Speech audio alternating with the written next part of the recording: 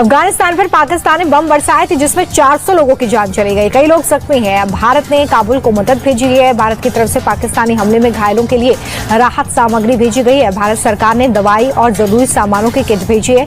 Taliban regime कुछ मानने को तैयार नहीं है और एग्जैक्टली क्या चल रहा है उनकी क़यादत के दिमाग में, what are they think. Afghanistan के रॉकेट हमले से भारी तबाही हुई है। अफगानिस्तान ने पाकिस्तान पर रॉकेट दागे हैं।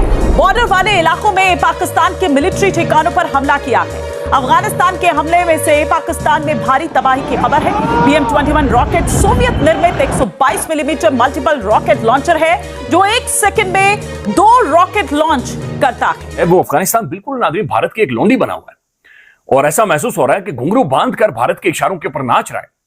ये बड़ी परेशान कुछ सूरत हाल है। इससे पहले मैं भी समझता था कि नाज़रीन शायद ये मामला उस तरह से नहीं है, उस तरह से हल होना चाहिए, डिप्लोमेसी के जरिए हल होना चाहिए, लेकिन अब भारत इसके अंदर प्रैक्टिकली कूद पड़ा है और उनके जो दफ्तर खारजा है उसने स्टेटमेंट दे दिया इसके ऊपर। और फिर अफगानिस्तान ने जो एक टुच्ची हरकत की है नाज़रीन, ये एक बड़ा घटिया किस्म का अफगानियों का चेहरा है जो निकल कर सामने आ रहा है। लेकिन अगेन नाज़रीन सवाल ये पैदा होता है कि आप इन्हें कैसे मैनेज करेंगे, आप इन्हें कैसे समझाएंगे, चूंकि ये पैसा देखा मेरा मूड बने वाली इनकी सोच है और इनकी पॉलिसीज है। इसमें तो आयोटा ऑफ डाउट भी नहीं है कि इंडिया की इन्वॉल्वमेंट है। मैं ये समझता हूँ कि हमारे इंटरेस्ट में है कि जब इस खित्ते में सबसे वर्स्ट एनिमी हमारा इंडिया है तो हम अपने और नेबर में दुश्मन पैदा ना करें। इंडिया का जो अपना पैसा है, उसी अफ़गानिस्तान की एक कमज़ोरी पैसा भी है जो कि इंडिया के सिक्योरिटी नेशनल सिक्योरिटी एडवाइज़र ने कहा था कि ये सेलेबल हैं और इनको जितना पैसा चाहिए हम देंगे और हम इस्तेमाल कर रहे हैं।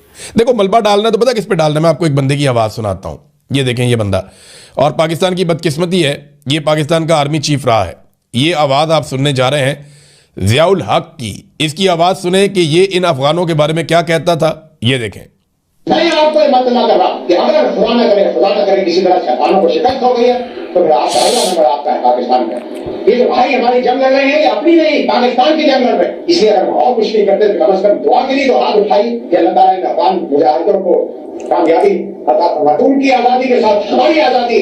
देखें जी, ये ज़ियाउल हक था जिसने कौम को लगा दिया इस चक्कर में। ये बेशुमार जर्नैल उस टाइम पे जब अफगान वॉर पाकिस्तान सहूलतकारी कर रहा था और ये उस वक्त जहादी थे सारे तालिबान, तो उस वक्त पाकिस्तान के जर्नैल दुनिया के अमीर तरीन जर्नैल बन रहे थे। असल में बेसिकली जो ये बात है ना, ये इंडिया की और इसराइल की मिली भगत है। ये भाई भी ऐसा ही कुछ कह रहे थे। इंडिया असल में देखें उन्हीं को सपोर्ट करेगा जो हमारा दुश्मन है, जो पाकिस्तान का दुश्मन है, ठीक है ना। और ये चाहे वो मुसलमान है, चाहे वो मुसलमान, वो तो देखें आप देखें ना, खुली किताब है हमारे सामने कि वो अब उस तरफ भी चाल चल रहा है और इस तरफ भी चाल चल रहा है। मैसेज दे दें आप इंडिया को, कोई पैगाम। इंडिया भाई बाज आ जाओ तुम, अच्छा नहीं तो फिर तुम्हें पता है पहले क्या हाल हुआ था, तो अब भी यही होगा। क्योंकि मुसलमान जब डट जाता है तो हर चीज गिरा देगा। पहले तुम लोग जहाज गिरा दिए हैं, ये ना आप तुम्हारा बेड़ा ही गड़गड़ा दे, ठीक है ना। ठीक है, तो हम मुसलमान हैं, जब हम इस्लाम के लिए अपनी जान देने पे आएंगे तो फिर हर शहादत हमारा जो है ना वो जहाँ में शहादत होंगे। भारतीय सपोर्ट हासिल है उनको। इस वक्त मैं जो तालिबान की जबान देखता हूं उसके अंदर मुझे भारत की जबान नजर आती है, भारत के आइडियोलॉजी नजर आती है। दूसरा मैं यहां पे आपको यह भी अर्ज करना चाहूंगा कि उनके NSA इस वक्त किर्गिस्तान बैठे हैं और वहां से वो असला भेजने की तैयारियां कर रहे हैं। किसी ना किसी तरीके से उनको सपोर्ट दी जाए। और दूसरा एक आप अजीत डोवाल की बात कर रहे हैं। अजीत डोवाल साहब, उन्होंने बहुत कोशिश की है कि ईरान से असला पहुंचाया जाए तालिबान को, इनको किसी और जगह से असला पहुंचाया जाए। आज किर्गिस्तान से वो इस कोशिश कर रहे हैं कि असला किसी तरीके से जो है वो तालिबान को दिया जाए।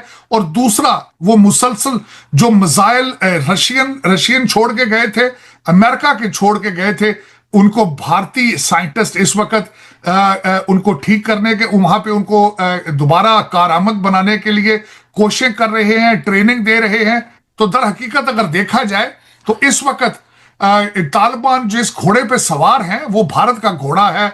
और भारत की ये ख्वाहिश है कि दोनों जो फ्रंट है आपका भारत के साथ जो बॉर्डर है और वो जो अफगानिस्तान के साथ बॉर्डर है, दोनों से आपको स्क्वीज किया जा सके ये। और दूसरा जो तालिबान बिल्कुल उनके हाथों में खेल रहे हैं, विच इज रॉन्ग। 40 साल आपने कुर्बानियां दी, 40 साल पाकिस्तान ने कुर्बानियां दी, इनके बच्चों को पाला, और लेकिन आज देखें उसका रिजल्ट क्या है। और मैं सितम ज़रीफ़ी ये है जो मैं समझता हूं मुजम्मल भाई, आज हमारे जो कैदी नंबर 804 ने कहा है कि मुझे पैरोल पे रिहा किया जाए। मैं अब एक तरफ मिडिल ईस्ट में जंग जारी है, दुनिया पर तेल का संकट गहराया हुआ है, तो वहीं पाकिस्तान का फील्ड मार्शल आसिम मुनीर जंग के बीच शिया सुन्नी करने में लगा हुआ है।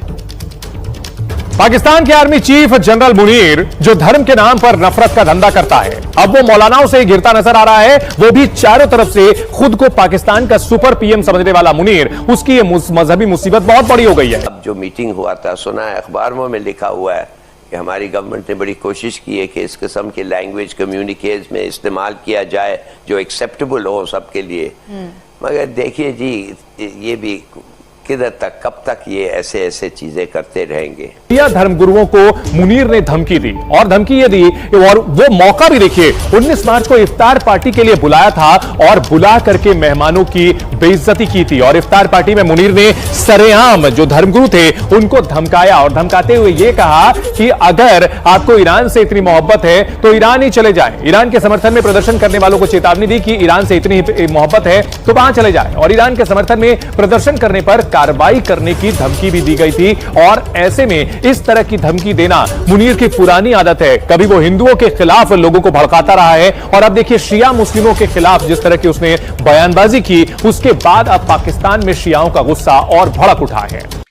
एक ये है कि इतना मटिकुलस बंदा जो DGMI भी रह चुका, DGISI भी रह चुका, आर्मी चीफ बना, फिर फील्ड मार्शल के ओहदे पर कब्जा किया, CDF बन गया, अब तक गलतियों से बचा हुआ था। ऐसी गलतियां जो उसके इक़्तिदार को कमजोर करती हैं। वो अब तक सिर्फ वो काम कर रहा था, हर वो चीज कर रहा था जो उसके इक़्तिदार को मजबूत करती है। फिर अचानक इससे कुछ गलतियां होना शुरू हो गई, और अब ये गेम थ्योरी है कि लोहा गर्म है और अगर कौम खड़ी हो जाए तो इसको घर भेजा जा सकता है। मेरे ख्याल में हमें पहचानना चाहिए कि हमारा दुश्मन कौन है, और कभी कभी वो दुश्मन हमारे अंदर ही होते हैं, और उसके बाद मिल के लड़ें, इसलिए कि ऐसा तो नहीं चल सकता है, ये तो हो नहीं सकता है ऐसे मौके पर। मीर साहब, थोड़ी कॉम्प्लिकेटेड हो रही है ना पाकिस्तान के लिए भी सिचुएशन, क्योंकि ज़ाहिर है सऊदी अरब पर अटैक्स होते हैं ईरान की तरफ से, ज़ाहिर है अमेरिकन बेसिस पर होते हैं, बट सऊदी अरब कब तक, आप भी बताइए आपकी क्या एनालिसिस है, रिस्ट्रेंट का मुजाहरा करे, फिर पाकिस्तान को साइड ना लेनी पड़ जाए। ज़ाहिर है हमारा पीस पैक्ट भी,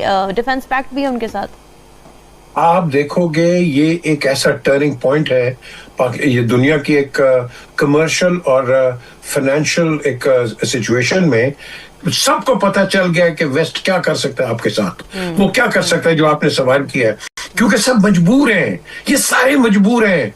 क्योंकि आज हम बात कर रहे हैं ना, मुझे एक चीज बताओ, हम कहीं भी नहीं चाहेंगे जंग हो, कहीं भी। मैं तो कहता है जो खबर मैं आपको देने जा रहा हूं उसका बराह रास्त असर आपके ऊपर आना ही आना है। हालांकि खबर पाकिस्तान से रिलेटेड है, ईरान से रिलेटेड है, लेकिन आपके ऊपर उसका असर आप जिधर भी हैं अभी आना शुरू हो चुका होगा।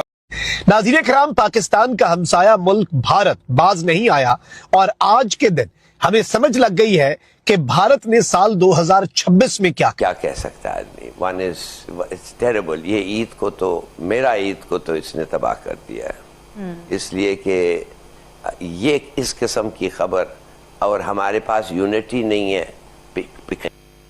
शिया उलमा के साथ जो फील्ड मार्शल की गुफ्तगू हुई, तहलका खेज इंकशाफात धड़ाधड़ आना शुरू हो गए। जुम्मा एस्टेब्लिशमेंट पर भारी होता है, आज नजर आ गया।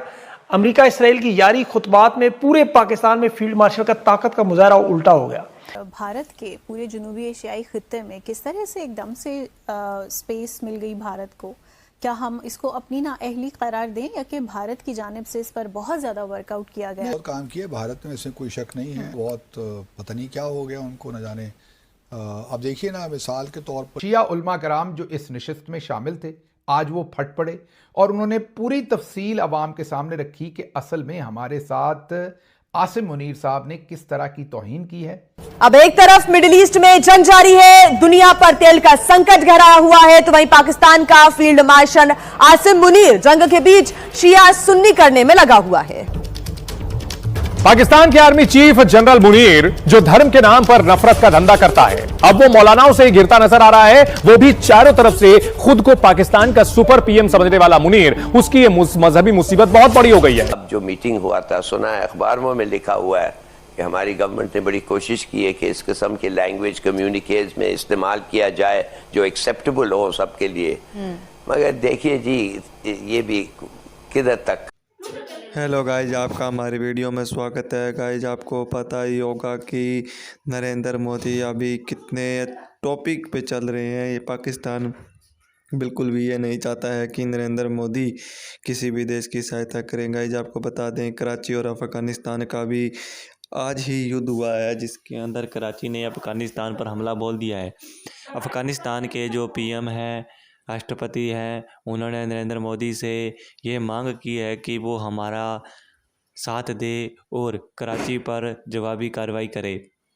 गाइज, आप कमेंट बॉक्स में ये बताएं, क्या नरेंद्र मोदी भारत के पीआर जो प्रधानमंत्री हैं वो उनकी सहायता करेंगे या नहीं। अगर आपको कुछ भी राय देनी है तो आप कमेंट बॉक्स में हमें बता दें, और हम आपका जो भी कमेंट अच्छा लगेगा तो हम अगली नेक्स्ट वीडियो उसी कमेंट पर बना देंगे। धन्यवाद गाइस, यहाँ तक देखने के लिए हमारी वीडियो।